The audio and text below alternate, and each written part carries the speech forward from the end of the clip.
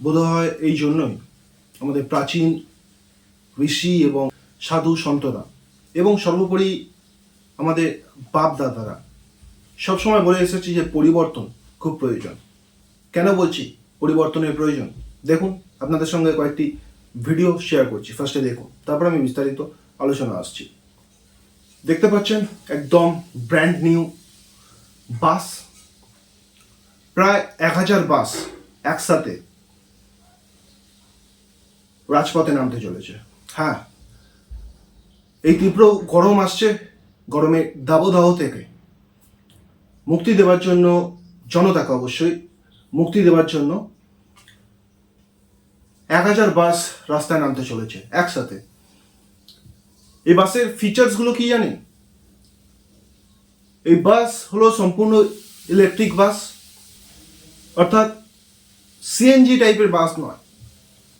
তো বুঝতেই পারছেন, কমপ্লিটলি ইকো ফ্রেন্ডলি, পরিবেশের সঙ্গে, একদম পরিবেশের সঙ্গে ভারসাম্যপূর্ণ এই বাস। আর সেই জন্যই তো আবার বলছি যে পরিবর্তনই বোধহয় উন্নয়ন, আর পরিবর্তন যদি আটকে যায়, উন্নয়নও তার সাথে সাথে আটকে যায়। দেখুন, দিল্লির কথা বলছি। দিল্লিতে নতুন সরকারের আগমন, জানেন আপনারা যে 27 বছর পর। তো চলুন এবার বিস্তারিত আপনাদের সঙ্গে আলোচনায় যাই।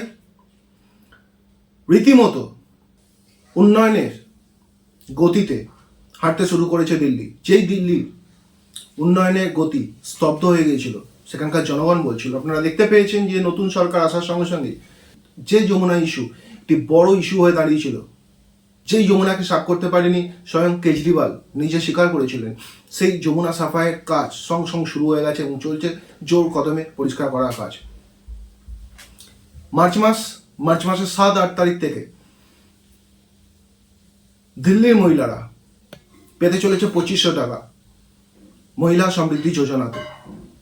যে 2100 টাকার কথা দিল্লিতে কেজরিওয়াল সরকার প্রমিস করেছিল, দিতে পারেননি, সেই টাকাই কিন্তু দিতে চলেছে নতুন সরকার। বুঝতে পারছেন কেন পরিবর্তনটা জরুরি?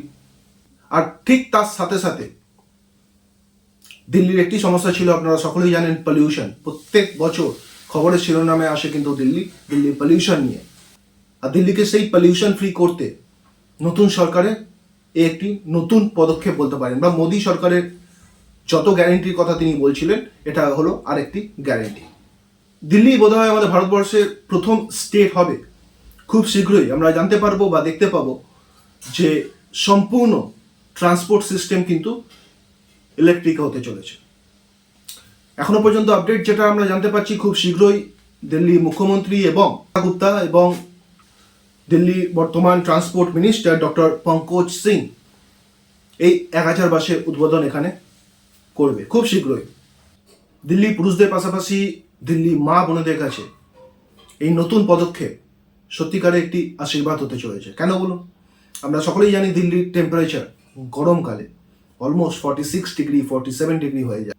এই প্রত্যেকটা বাস আপনারা দেখতে পাচ্ছেন উইথ এসি, অর্থাৎ দিল্লিতে যেখানে 46 থেকে 47 ডিগ্রি সেলসিয়াস আপনার গরম পড়ে, সেই তীব্র গরমে এই এসি যুক্ত বাস, আবার দিল্লি মা বোনদের জন্য সম্পূর্ণ ফ্রি, কোনো মূল্য লাগবে না। বুঝতেই পারছেন, দিল্লি মা বোনদের কাছে একটি কিন্তু আশীর্বাদ হতে চলেছে খুব শীঘ্রই। চলুন আর কি আপডেট রুটে আসছে আপনাদের সঙ্গে শেয়ার করি।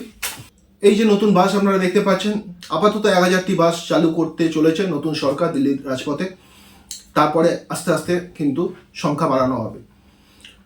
এই নতুন বাসের নাম হলো দিল্লি মহল্লা বাস। হ্যাঁ, মহল্লা বাস কেন নাম দেওয়া হয়েছে? জানা যাচ্ছে যে আগে দিল্লিতে যে সমস্ত লাল এবং নীল কালারের যে বাসগুলি ছিল, সেই বাসগুলি ছিল যথেষ্ট লম্বা। এর থেকেও যে সাইজগুলো আপনারা দেখছেন, দেখুন অন স্ক্রিন, অন ক্যামেরা, এই যে সাইজ এর থেকেও বড় ছিল। ফলে দিল্লি যেহেতু একটি কনজেস্টেড এলাকা, একটা কনজেস্টেড এরিয়া, কনজেস্টেড শহর, সেখানে বাসগুলো যখন দিল্লির যে মহল্লাগুলো আছে, রাজপথ, কিছু কিছু জায়গাতে বাসগুলো টার্ন নিতে অসুবিধা হতো।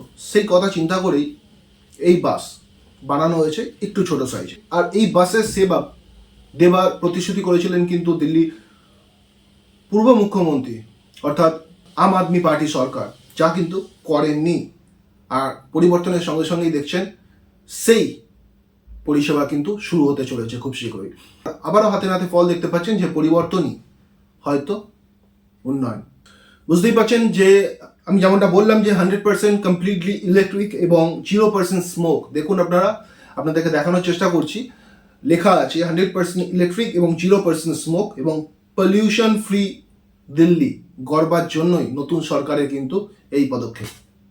এর সাথে সাথে মনে করা হচ্ছে যে বাসের সংখ্যা বৃদ্ধির সঙ্গে সঙ্গে, যেহেতু এই বাস তো কোনো রোবট চালাবে না, বাসে ড্রাইভার লাগবে এবং কন্ডাক্টর লাগবে, তো আগামী দিনে বাসের সংখ্যা বৃদ্ধির সঙ্গে সঙ্গে আরও প্রচুর পরিমাণে কিন্তু বাস কন্ডাক্টর এবং ড্রাইভার লাগবে। ফলে মনে করছে রাজনৈতিক মহলে এক অংশ যে কর্মসংস্থান ঘটবে দিল্লিতে।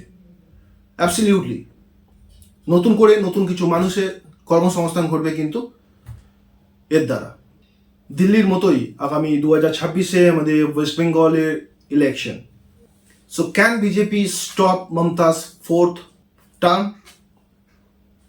কি চতুর্থবারের টার্ম, অর্থাৎ বাংলার শাসক দল তৃণমূল কংগ্রেস, বুঝতেই পারছেন মমতা বন্দ্যোপাধ্যায় চতুর্থ টার্মকে কি বিজেপি ভারতীয় জনতা পার্টি দিল্লিতে যেমনভাবে স্টপ করে দিল কেজরিওয়াল সরকারকে, কি থামিয়ে দিতে পারবে সেই জয়টা?